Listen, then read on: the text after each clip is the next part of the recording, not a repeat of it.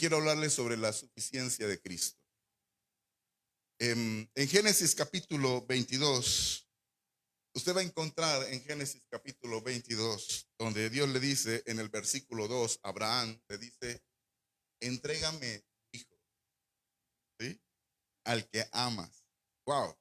Donde no le diga al que amas, le entrega al otro hijo, ¿sí? Pero le dice así, y dijo, toma ahora tu hijo, tu único Isaac, a quien amas, y vete a tierra de Moriah y ofrécelo allí en holocausto sobre uno de los montes que yo te diré. Ese es Dios que nos prueba. Es Dios que nos da una palabra y a ver cuál es la actitud nuestra frente a la palabra. Amén. ¿Cómo caminamos? ¿Cómo avanzamos? Si argumentamos, Señor, a mí no me parece. Yo no veo a Abraham decir, a mí no me parece porque, ¿qué va a decir Sara? Donde Dios le diga a Sara, Sara se va con el chino. Se vuela. No, Sara lo esconde, ¿cierto? Pero usted no ve a un Abraham argumentando una palabra que viene de parte de Dios. Abraham la abraza, la recibe, obedece. Eso sí, no le dice a Sara, va muy de madrugada, levanta, lleva la leña, lleva todo, porque ofrecerlo era en holocausto. Cuando uno estudia el sacrificio de holocausto, Abraham sabía que era un holocausto. Abraham sabía lo que le estaban pidiendo, que era sacrificar su hijo en holocausto, ¿sí? Él lo sabía y él no argumenta para nada a Dios. Si Dios dijo, yo lo voy a hacer. Amén. Versículo más adelante, por cuestiones del tiempo, el versículo 7 y 8, por favor. Entonces habló Isaac a Abraham, su padre. Era un joven de 14, quizás 15, 16 años. Y le dice a Isaac, a Abraham, su padre, y dijo, Padre mío. Y él respondió, heme aquí, mi hijo. Y él dijo, he aquí el fuego y la leña. ¿Sí? Más, o sea, hay algo que a mí no me cuadra aquí, padre. Hay algo que no. O sea, no alcanzo a coordinar porque tenemos fuego, tenemos leña. Pero ¿dónde está el cordero para el holocausto? ¿Dónde está? Está diciendo Isaac, Abraham. Verso 8. Y mire la respuesta de Abraham. Y respondió Abraham, ¿qué dijo? Mira que no dice Dios proveerá. Dice Dios se proveerá de cordero para el holocausto, hijo mío. E iban juntos. Dios se proveerá. Y déjeme decirle, Dios se proveyó. Y se proveyó con el Hijo Jesucristo, con nuestro Señor. Él se proveyó. Él fue provisto para nosotros con el Hijo. Ese Hijo, el Dios Todopoderoso, se hizo hombre. Miren lo que dice Juan capítulo 1, versículo 1.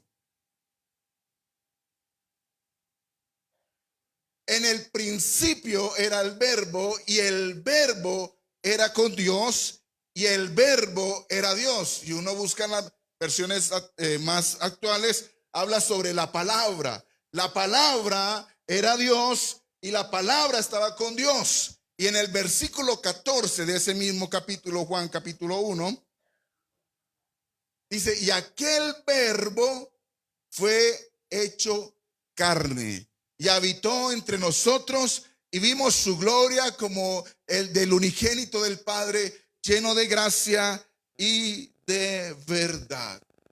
El Señor fue provisto con su Hijo, con el Cordero. Usted recuerda cuando Juan el Bautista dijo, Él es el Cordero de Dios.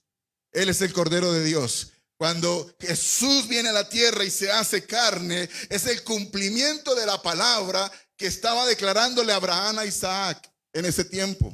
Porque el Señor fue provisto, el Señor se proveyó de un cordero sin mancha, su propio Hijo. Su propio Hijo. Juan el apóstol, como fue testigo ocular y presencial, manifestó la gloria del Señor. Vio la gloria del Señor, la expresión del Dios, Hijo hecho hombre, el verbo encarnado, la palabra encarnada. Los evangelios como relatos biográficos de Jesús, el verbo encarnado nos permite conocer cómo Jesús expresó su deidad. Cuando tú lees los evangelios, que no es más sino la biografía de Cristo, usted encuentra ahí cómo Jesús expresa su deidad, cómo Jesús expresa, cómo corporalmente le expresa la plenitud de su deidad, que Él es Dios. Amén. Cuando usted lo lea en los evangelios, usted va a encontrar eso. Es más, en eso que usted lea los evangelios, usted va a encontrar que aún los endemoniados testifican de que Jesús es ¿quién? Dios. Qué tremendo. Porque cuando fueron a donde el endemoniado Gadareno a los pies del Señor, y que le dijo: ¿qué tienes contra nosotros, Hijo de Dios? ¿Por qué cree que los endemoniados sí lo reconocían? Porque antes de la caída, ellos conocían quién era Jesús, el Hijo de Dios. ¿Sí? Ellos daban testimonio de que Jesús es la palabra encarnada, de que Jesús es el Dios hecho hombre. Ellos testifican de eso. Dice la Escritura también que los espíritus inmundos, al verle, se postraban delante de él y daban voces diciendo: tú eres el Hijo de Dios. Ellos testificaban de que Jesús es Dios hecho hombre. Ahora, otras cosas que hizo Jesús, expresando su deidad, expresando que es suficiente, es que Jesús perdona. Jesús nos perdona. ¿Ustedes recuerdan la historia cuando traen al paralítico por el techo? ¿Sí? Y abren el techo. Qué fe tremenda de esos varones. Oramos que en esta casa haya ese tipo de fe. Qué tremendo que llamó la atención de Jesús, porque están en una reunión y de repente empieza a caer mugre del techo y empieza a descubrirse el techo. ¿Y qué está pasando aquí? Y de repente hicieron un sistema de poleas, qué sé yo. Y empezó a descender el paralítico, empiezan a descenderle. Y dice la Escritura que Jesús, viendo la fe de ellos, Jesús viendo la fe de ellos. Y en la Escritura nos registra, y acompañen por favor a Lucas capítulo 5, versículos 20 y 21. Al ver él la fe de ellos, les dijo: hombre, tus pecados ¿qué? Te son perdonados. Versículo 21. Entonces los escribas y los fariseos comenzaron a cavilar diciendo: ¿y quién es este que habla blasfemia? ¿Quién puede perdonar pecados sino solo Dios? Pero como Jesús es Dios hecho hombre, él tenía todo el aval para perdonar. Él tenía toda la autoridad para perdonar. Y más adelante en el versículo 23 y 25 al 25, ¿qué es más fácil decir: tus pecados te son perdonados, o decir: levántate y anda? ¿Ustedes qué opinan? ¿Ah? Pues como que era más fácil decir: tus pecados te son perdonados, ¿cierto? Si lo vemos desde la parte humana. Pero Jesús mostrando la deidad, Jesús mostrando que Él es Dios hecho hombre, que tiene el aval para perdonar. Dice el versículo siguiente: pues para que sepáis que el Hijo del Hombre tiene potestad en la tierra para perdonar pecados, dijo al paralítico: a ti te digo, levántate, toma tu lecho y vete a tu casa. Al instante, levantándose en presencia de ellos y tomando el lecho en que estaba acostado, se fue a su casa, ¿qué? Glorificando a Dios. Ese mismo Cristo es el que habita en nosotros. Ese mismo Cristo es el que habita en nosotros. Escúcheme, aquella mujer que estaba ungiendo en la casa de Simón, el fariseo, con sus cabellos y con sus lágrimas, los pies del Señor, dice el fariseo: si este fuera Dios realmente, si este fuera profeta, realmente supiera quién es la que le está haciendo eso en sus pies. Es una pecadora, ¿sí? Y entonces Jesús, hablando con Simón, le dice que él tiene esa habilidad para perdonar. Y le dice a la mujer: tus pecados te son perdonados. Tus pecados te son perdonados. Escúcheme, amada iglesia del Señor. ¿Qué está buscando Dios? Que nosotros nos humillemos delante del Señor. ¿Qué está buscando Dios? Que nosotros hablemos lo que es pecado, ¿sí? Lo que no es de Dios, no es de Dios. Y mire lo que dice la Escritura en 2 Crónicas, capítulo 7, versículo 14. Segundo libro de Crónicas, capítulo 7, versículo 14. Si se humillare mi pueblo, sobre el cual mi nombre es invocado. ¿Qué nos insta? A humillarnos. ¿Qué tenemos que hacer? Humillarnos delante del Señor. Y oraren. Y buscaren mi rostro. Y se convirtieren de sus malos caminos. Entonces, ¿qué dice? Yo iré desde los cielos. ¿Y qué más dice? Perdonaré sus pecados. ¿Y qué más? ¿Sanaré qué? Óigame, cuando está hablando de tierra, está hablando de aquello que le provocaba a la persona sus recursos, la fuente de ingresos. Y uno tiene que preguntarse, venga, ¿por qué estoy como estoy? ¿Por qué vivo lo que vivo? ¿Sí? Pues usted necesita humillarse delante del Señor. Necesitamos humillarnos delante del Señor. Necesitamos orar y buscar de Dios. Y Él dice, yo iré desde los cielos. Yo perdonaré y sanaré la tierra. Yo creo que para el año 2026 vamos a ver el fruto de una tierra sana. Yo sí lo estoy creyendo. Yo lo estoy creyendo. En Isaías capítulo 55, versículo 7. Mira lo que dice. Deje el impío su camino y el hombre inicuo sus pensamientos y vuelva hacia el Señor, el cual tendrá de él que misericordia, y al Dios nuestro, el cual será amplio. Wow. ¿Amplio en qué? En perdonarnos. Mire, esto no es un asunto para que todo el mundo lo sepa. No, eso es usted con Dios. Nadie tiene por qué saberlo. Es Dios el que realmente está interesado. Porque por más que todo el mundo lo sepa, todo el mundo no va a sanar la tierra. ¿Quién es el que puede sanar la tierra? Dios. Y mi interés es con el Señor. E iré a la presencia del Señor y voy a decirle, Señor, tú conoces mi corazón. Tú conoces mis pensamientos. Tú lo conoces. Sé que muchas veces te ofendo con mi manera de pensar. Perdóname, Señor.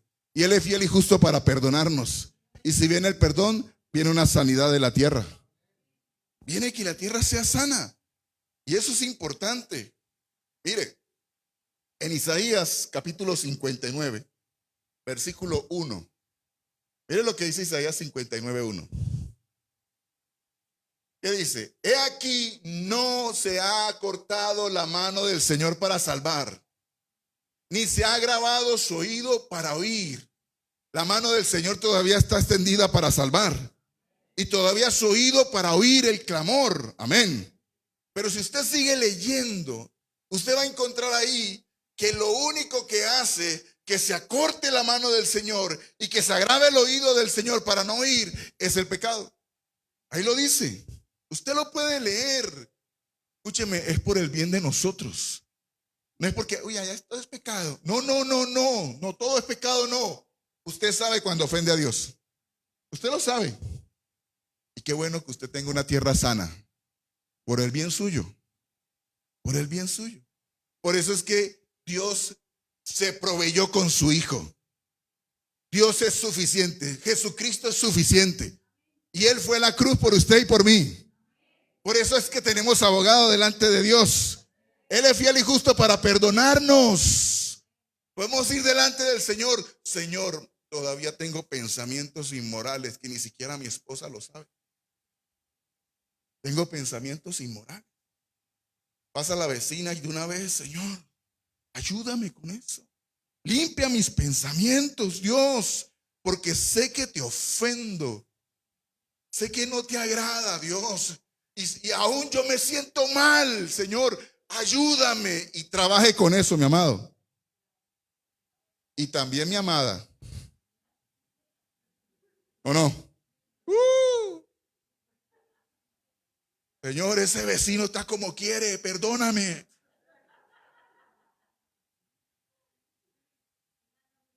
Esas no vinieron hoy. Aleluya. Así que Jesús es suficiente para perdonarnos. Él mismo se hizo carne para perdonarnos. Él conoce todas nuestras debilidades. Él las conoce. ¿Sí? Por eso es que el Señor está hablando de su gracia, correcto. Y nos podemos sumergir en Él. Señor, tú sabes. Y necesito de tu ayuda. Otra manera en que Jesús mostró su deidad es que Jesús caminó sobre las aguas. Él no estaba sujeto a las leyes de la naturaleza. Él demuestra su autoridad sobre la naturaleza. Sobre la naturaleza. Usted sabe que ellos pasaron, estaban cansados. Ellos pasaron al otro lado. Y cuando de repente toda la multitud estaba ahí. Y Jesús empezó a compartirles. Y Jesús tuvo compasión con ellos. Y la escritura dice que hubo una alimentación poderosa. La alimentación de los 5,000. Y dice sin contar los niños, ni las mujeres. Eso, los judíos tenían bastantes niños. Familias numerosas. Tremendo. En ese tiempo no había Netflix, no había nada de eso. ¿Sí? Una familia, pero numerosas. Y a todas las alimentó el Señor. A todos los alimentó. Luego el Señor dice que Él despacha a la gente y también a los apóstoles. Vayan adelante. Mateo capítulo 14, versículo 24 en adelante. Luego dice que Él se va a orar. Él se va a orar. Y después de que está orando en la cuarta vigilia, dice, y ya la barca estaba en medio del mar. Azotada, ¿por qué? Por las olas, porque el viento era contrario. Versículo 25 hasta el 27. Mas la cuarta vigilia de la noche, Jesús vino a ellos andando sobre el mar. El Señor no está sujeto a la naturaleza. Él es Dios hecho hombre. Tremendo. Y los discípulos viéndolo andar sobre el mar se turbaron diciendo, un fantasma. Y dieron voces de miedo. Pero enseguida Jesús le habló diciendo, tened ánimo, tenga paz, yo soy, no temáis. Wow, tremendo. ¿Sabe que Jesús estando allá orando, Jesús vio la gran necesidad que tenían los apóstoles? Ellos eran pescadores, pero el viento era contrario. Y dice que Jesús que llegó la noche y fueron despedidos y Jesús se fue a orar. ¿A qué hora fueron despedidos? Llegando la noche. 5:30, 6, 6:30 de la tarde, ¿cierto? Y era la cuarta vigilia. ¿Qué hora es la cuarta vigilia? De 3 de la mañana a 6 de la mañana. Quizás eran las 5 de la mañana, quizás eran las 4 de la mañana. ¿Cuánto tiempo llevaban los apóstoles remando con ese viento contrario? ¿Cómo estaban sus fuerzas? Estaban ya agotados, cansados. Estaban ya desmayando. Y Jesús vio la necesidad de ellos. Amén. Jesús pudo haber dicho, voy a orar por ellos. Pero Jesús viendo la necesidad, Él expresó su deidad y caminó sobre las aguas a favor de ellos. Escúcheme, déjeme, dígale al que está al lado, Dios conoce tu gran necesidad. Pero dígale dígale así. Mire, escúcheme lo que le voy a decir. La persona que está a su lado necesita saber que Dios conoce su gran necesidad. Así que dígaselo con entereza. Dios conoce. Él lo conoce. Dios conoce la gran necesidad que tenemos. El Señor escucha el clamor. En el Salmo capítulo 34, versículo 15.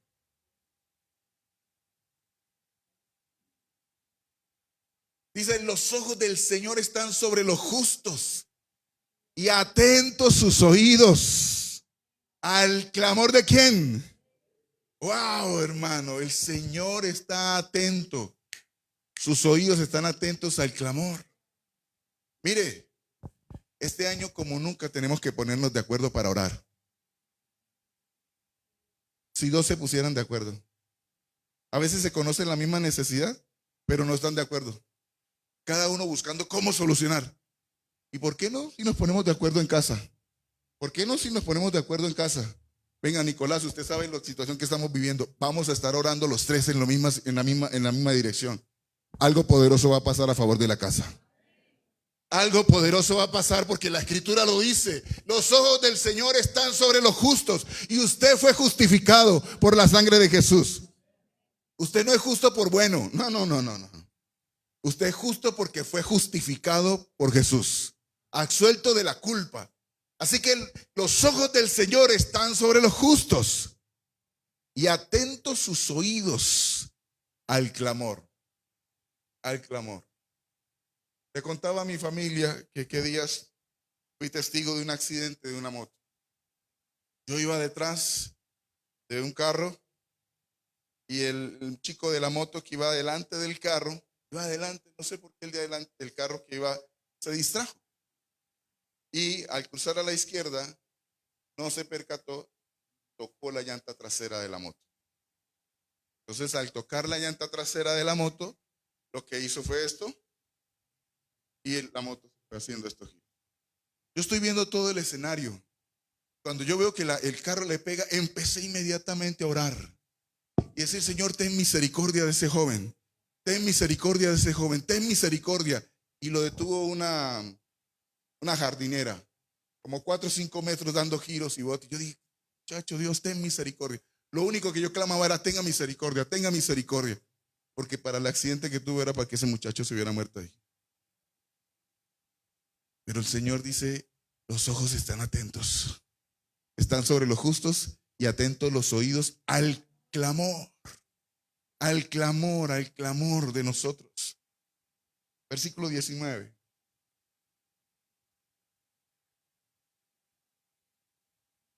Muchas son las aflicciones del justo, pero de todas ellas le librará el Señor. Él conoce nuestras aflicciones y Él nos va a librar. Jesús muestra su deidad, no solamente perdonándonos, sino también muestra su deidad, mostrando que aún la naturaleza no está sujeta a Él. Él gobierna sobre la naturaleza. Él gobierna sobre la naturaleza y caminó sobre las aguas. Otro punto donde Jesús muestra su deidad es cuando Jesús se transfigura. En Marcos capítulo 9, a partir del versículo 2, muestra como la transfiguración. Si uno mira los 3 evangelios, Mateo capítulo 17, Marcos capítulo 9 y Lucas capítulo 9, habla sobre la transfiguración de Jesús. Cómo el rostro se convierte en el sol, como un sol. La apariencia de su rostro se mostró como el sol, la luz del sol. Sus vestidos como la luz, como dice la Escritura, como la nieve. Sus vestidos blancos y resplandecientes. Usted lo va a encontrar ahí, mire. Y sus vestidos se volvieron, ¿qué? Resplandecientes y muy blancos como la nieve. Tanto que ningún lavador en la tierra los puede hacer tan blancos. Digamos, por favor. Y les apareció Elías con Moisés, que hablaban con Jesús. Tremendo. Se le aparecen en ese momento estos 2 personajes de las Escrituras. Y luego dice Pedro, ay Dios mío. Entonces Pedro dijo a Jesús, Maestro, bueno es para nosotros que estemos aquí y hagamos 3 enramadas. Una para ti, otra para Moisés y otra para Elías. Porque no sabía qué, no sabía lo que hablaba. Estaban impactados. que eso es tremendo. O sea, mire, escúcheme, la transfiguración solo nos muestra que Jesús no tenía necesidad de ir a la cruz para glorificarse. No tenía. Él se transfiguró, Él mostró lo que era ahí, su gloria. Él mostró su gloria, se transfiguró. Y estaba ahí a un lado Elías y al otro lado Moisés. Y los apóstoles viendo todo esto. Y si usted observa en las escrituras, usted va a encontrar que luego vino una nube. Una nube. Y en esa nube una voz del Padre. Y el Padre diciendo una vez más, este es mi Hijo, en quien yo tengo complacencia. Este es mi Hijo amado, en quien yo tengo complacencia. Ellos vieron la gloria de Dios, amada iglesia del Señor. Pero algo que me llamó la atención de esta transfiguración es el versículo 9 de capítulo 9 de Marcos. Y descendiendo ellos del monte, les mandó a que nadie dijese lo que habían visto, sino cuando el Hijo del Hombre hubiese ¿qué? Resucitado de los muertos. Cuando el Hijo del Hombre hubiese resucitado de los muertos. Porque como Él es Dios hecho hombre, Él tiene el poder para poner su vida y para quitarla también, para tomarla nuevamente. En Juan capítulo 10 así lo expresa la escritura. Mire lo que dice Juan 10, versículo 17. Por eso me ama el Padre, porque yo pongo mi vida para volverla a tomar. Versículo siguiente. Nadie me la quita, sino que yo de mí mismo la pongo y tengo el poder. Por eso dijo, cuando resuciten ustedes van a contar esto que pasó. Porque yo tengo el poder para ponerla y tengo el poder para volverla a tomar. Wow. Eso solamente lo hace Dios. Y es Cristo encarnado.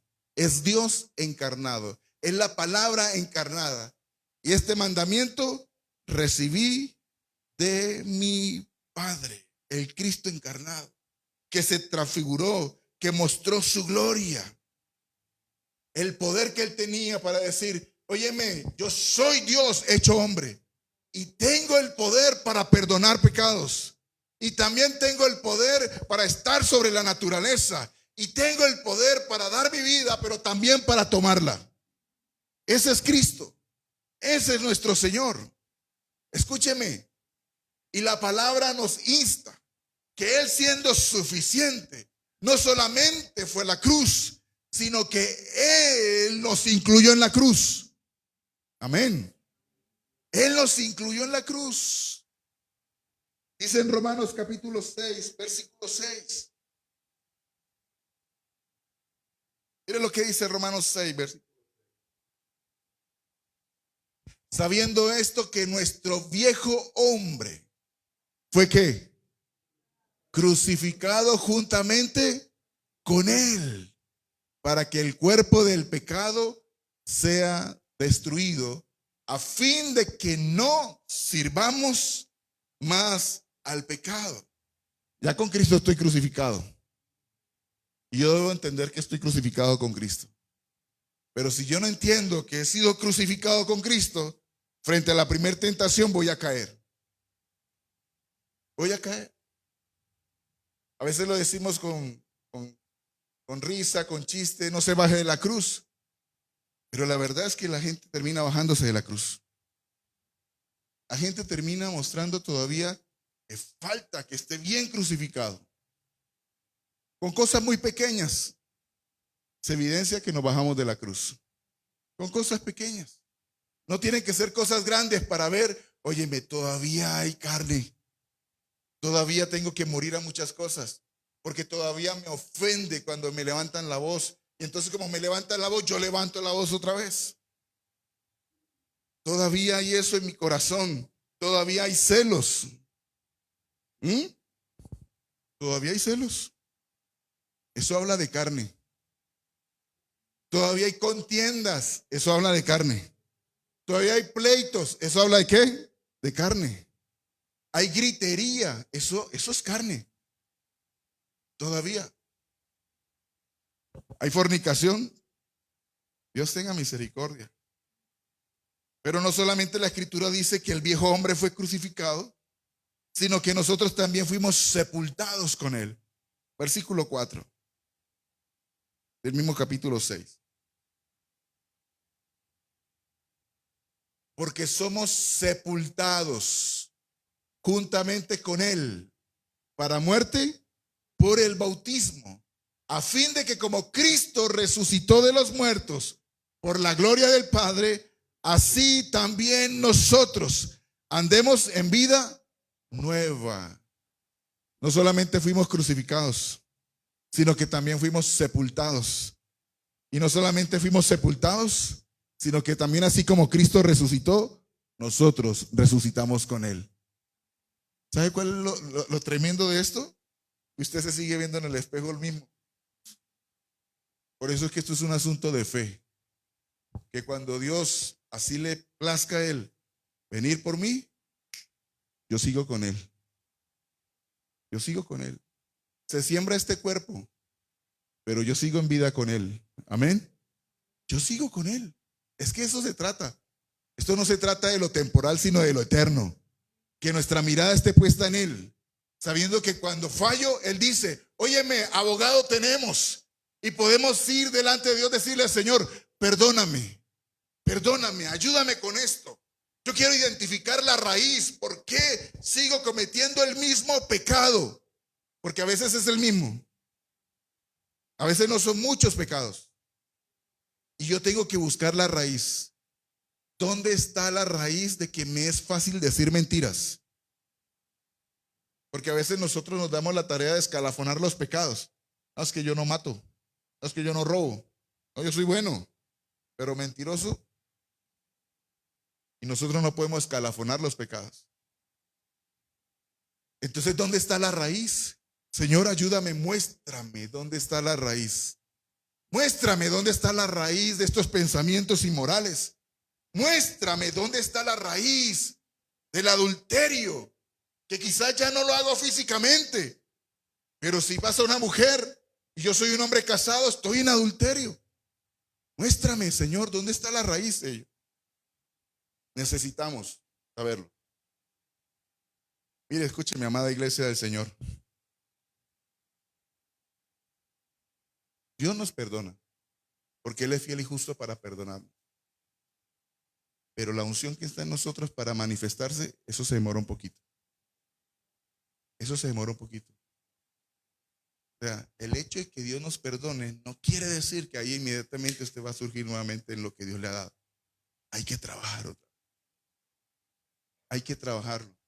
Míreme, le decía ayer en la escuela de estudio que tenemos aquí en la casa, que en el pecado no hay colores, que no es un asunto así como transición de blanco a gris. Y entonces, pues yo coloco más o menos una mentirita que es piadosa. No, para Dios es blanco, es negro. Así de sencillo, y qué bueno que yo lo pueda ver así. Ah, no, es que usted es muy radical. Te conviene ser radical entonces. Nos conviene ser radical. Sí, nos conviene. Porque la palabra es radical. La palabra es radical. ¿Y qué le dijo el Señor a la mujer que fue hallada en adulterio? ¿Qué le dijo? ¿Dónde están los que te condenan? ¿Dónde están los que te juzgan? No, no están. Yo tampoco te condeno. Vete. ¿Pero qué? Pero no peques más. Jesús no lo dijo, vete y una canita al mes. ¿No le dijo así? ¿O sí? No, fue radical. ¿Qué le dijo? No, no te conviene pecar. No te conviene pecar. No te conviene pecar. No peques más. Era para que estuvieras muerta porque te iban a apedrear. No peques más. Mire, escúcheme. A veces nos preguntamos por asuntos financieros. Hay raíces donde nos hemos familiarizado con el pecado. Identifica eso. Identifica eso y arregle sus asuntos con Dios. Entonces Él es fiel para oír, Él es fiel para perdonar, pero también Él es fiel para sanar. Haga la tarea y usted y yo vamos a ver la gloria del Señor. Y si usted conoce a alguien, pues usted sabe qué es lo que le tiene que decir. Tienes que reconciliarte con Dios, porque Dios es fiel para perdonar. Dios ha cortado su mano y su oído se ha grabado por causa del pecado, porque Dios es santo y Dios nos ayuda en esto. Así que somos sepultados con Él, juntamente con Él para muerte, pero por el bautismo para una vida nueva. Conclusión: el Padre proveyó de su Hijo para perdonarnos. Para perdonarnos. El Padre proveyó de su Hijo porque Él conoce nuestra gran necesidad. Él conoce nuestras tormentas. Él conoce nuestras situaciones. Él las conoce. Él conoce cuánto tiempo llevamos remando. Frank. Él sabe cuánto hemos con vientos contrarios. Él los conoce. Y Dios sabe nuestra gran necesidad. Y nuestra gran necesidad de Él. De Él. Nuestra gran necesidad de Él. Porque ahí es donde está la historia donde Pedro le dice: si eres tú, di que yo camine por las aguas, que yo vaya para donde usted está. Óigame, qué tremendo. Y el Señor le dice: ven. Y ese Pedro osado, hermano, porque está cansado. ¿Cuántas horas lleva remando? Está cansado. Cree que es un fantasma y es osado. Una fe osada. Y se baja Pedro y empieza Pedro a caminar sobre las aguas. Él está caminando sobre las aguas y de repente dice: y vio el viento. ¿Cómo es que usted ve el viento? En otras palabras, hubo un momento de distracción. Hubo un momento de desenfoque. Tenía la mirada puesta en Jesús y en cualquier momento se desenfocó. Por eso es que esto es un asunto constante. Esto es un asunto de día a día. En el momento en que usted se desenfoca, empieza a ver el viento. Y cuando usted empieza a ver el viento, empieza a hundirse. Empieza a hundirse. Empieza a operar lo natural. Y ahí sí que empezó Pedrito: Señor, ayúdame. Óigame, y Jesús extiende su mano por misericordia. Amén, porque Él conoce nuestra necesidad. Y Él extiende su mano y no le felicita. Le hubiera dicho: oye, me dio varios pasos, hermano, ¿qué le pasó? No, ¿sabe qué le dice? Hombre de poca fe. Hombre de poca fe. Iba bien, pero todavía se evidencia que hay poca fe. Lo bueno es que hay fe, así sea poca. Amén. Lo bueno es que hay fe. ¿Sabe qué es lo interesante? Que con el Señor, que luego toma a Pedro, empiezan a caminar los dos sobre las aguas hacia la barca. Cuando estamos con el Señor, aún veremos su gloria sobre lo natural. ¿Es que tenía que pasarme esto? Sí, tenía, pero Dios operó a favor tuyo. Amén. Dios ha guardado la vida nuestra. Dios nos ha guardado en todo momento. Ayer también recordé a Felipe. Ayer lo recordé. Ayer estaba recordando, Dios mío. Y recordé que hace un año fue el accidente de su brazo. ¿Cómo Dios te guardó? Porque Dios conoce que tus manos serán útiles para el reino de los cielos. Lo guardó. Era para que su mano hubiera quedado destruida. Su brazo quedara inmóvil. No sirviera para nada el brazo. Pero como Dios tiene planes contigo, Él te guardó, Él te guardó. Y Él nos guarda. Porque Él nos conoce. Él nos conoce.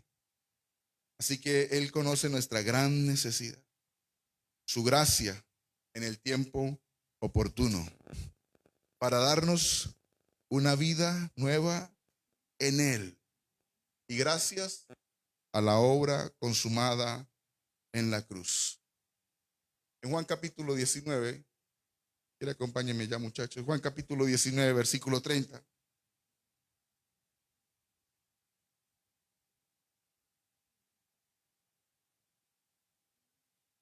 Cuando Jesús hubo tomado el vinagre estando en la cruz, ¿qué dijo? ¿Qué dijo? Consumado es. En griego, tetelestai. ¿Sabe que la palabra tetelestai era una palabra comercial? Comercial. El Señor sabía negocios. Comercial. Él dijo tetelestai. Y la palabra tetelestai era, Señor, sal de la cuenta que había. Ya la deuda está cancelada. Ya este pueblo no necesita pagar nada. Yo la pagué. Consumado es. Y la pagué para darle al pueblo de lo que tú me has dado, Dios. Porque Él dio su presencia en nosotros. Y Él dio su gloria. Él dio su gloria. Su gloria. Escúcheme, amada iglesia del Señor. No se ha cortado la mano del Señor para salvar. Ni se ha grabado su oído para oír. No se ha cortado. Todavía en los planes de Dios está su casa. Está su familia. Porque no se ha cortado la mano de Dios para salvar a su casa. Ni su oído se ha grabado para oír. A veces parece que Dios no nos escuchara, pero Dios sí nos escucha. Dios sí oye nuestras oraciones, aunque pequeñas y quizás simples. Pero para el Señor no son pequeñas ni son simples, cuando nacen de un corazón sincero. Cuando nacen de un corazón sincero. Con este versículo quiero terminar. Romanos capítulo 8. Quiero invitarla a que se ponga sobre sus pies. Versículo 32. Romanos 8:32. Abrace este texto, subráyelo. El que no escatimonia a su propio Hijo, sino que lo entregó por todos nosotros. Juan, ¿cómo no nos dará también con él qué? Todas las cosas. Y yo poco hablo de esto, pero póngale nombre a todas las cosas. Póngale nombre. Póngale nombre, porque el Padre no escatimonia a dar a su Hijo. No te va a dar todas las cosas. Las va a dar. ¿Sabe cuál es el problema? Que si las cosas son solo para mi beneficio, entonces pedimos mal. Se van a demorar. Pero si yo a todas las cosas le pongo nombre para su gloria, entonces se van a dar. Se van a dar, se van a dar. Dios, necesitamos recursos, semillas para sembrar, y se van a dar. Tú sabes que necesitamos un hogar, una casa, y se van a dar. Y concédeme, Señor, esta casa, pero que en la casa pueda ser un altar de familia. Que mi casa sea una casa donde se predique el evangelio. Es diferente. Es diferente. Señor, una vez, Juan, en Santa Marta, una señora: Señor, necesitamos un bus. Y Dios le dio el bus para llevar a todos los de la cuadra al auditorio, y no tuvieron excusa de no ir. Y la señora parqueaba el bus allá en la esquina de la cuadra para llevar a todos a la congregación. Y luego el bus le servía para negocios de transporte. Señor, danos buses para que de lunes a viernes estén generando recursos, para que de lunes a viernes estén facturando, pero para que el domingo sirvan para el reino. Y que hayan personas en Piedecuesta que no tengan cómo venir y yo las pueda traer. Por eso póngale nombre a eso. ¿Cómo no nos dará también con Él todas las cosas? Él las dará. Porque Él se proveyó de su propio Hijo para perdonarnos, para que entendiéramos que aún Él estaba por encima de lo natural y para que supiéramos que Él resucitó. Y si Él resucitó, nosotros con Él. Padre, gracias. Gracias por tu palabra, Señor. Señor, tú conoces nuestros corazones y cuánto necesitamos de oír que nos has perdonado, que nos amas con amor eterno. Gracias por tu perdón, porque tú eres fiel y justo para perdonar nuestros pecados.